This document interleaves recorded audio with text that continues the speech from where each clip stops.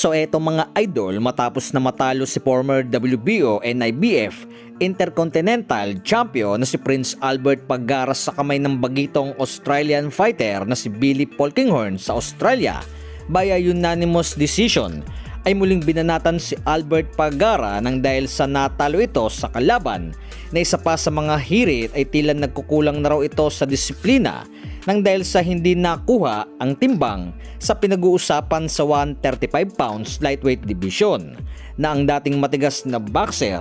So ganun pa man ay tikom rito si Albert Pagara sa ilang mga banat sa kanya at tila hindi na nito pinapansin pa ang ilan sa mga hindi magagandang pahayag. So babalik pa ito sa boxing na hindi pa nga ito magre-retiro at babalik raw ito na mas malakas kaysa sa ating inaasahan at handa pa muling lumaban. Samantala mga idol, former 3 Division World Champion na si Janrael Casimero at former 2 Division World Champion Luis Neri ay official na ang bakbakang ito. So posted ito mga idol sa official website ni Koki Kameda ng kanilang promotion sa Kameda Promotions, kung saan ang labang ito ay ngayong April 18 sa Kyrgyzstan na para sa WBA Gold Super Bantamweight title.